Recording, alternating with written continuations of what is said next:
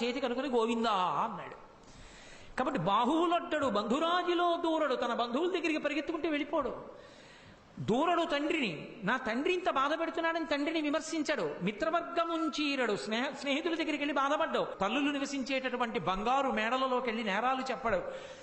కోపమునొందడు, తాపమొందడు, ఆఖరికి కోపం పొందడు. కంటకింపడు, ఏమి పళ్ళు పటపటా కొరకడు, బాధపడ్డు, ఏమి ఏడవడు. హాయిగా నవ్వుతూ పరమ సంతోషంగా ఎప్పుడు ఎలాగా ఉంటాడో అలా హాయిగా భగవన్నామ సంకీర్తనం చేసుకుంటూ కూర్చుని ఉంటాడు. ఏమిట్రా ఈ పిల్లాడు, ఎంత చేసినా ఎంత చంపేద్దామన్నా చచ్చిపోవట్లేదేమిటి? ఇప్పుడు ఏడుస్తున్నవాడు ఎవరంటే హిరణ్యకశిపుడు. అది విచిత్రం. ఆయన ఏడుస్తున్నాడు. చచ్చిపోకూడదని వరాలు కోరుకున్నవాడు తండ్రి, చచ్చిపోకుండా ఉండిపోతున్నవాడు కొడుకు. అన్ని వరాలు కోరుకున్నవాడు చచ్చిపోవడానికి వంట చేసుకుంటున్నాడు. అసలు ఏ వరాలు కోరుకోనివాడు పరమభక్తితో చిరంజీవిగా మిగిలిపోతున్నాడు.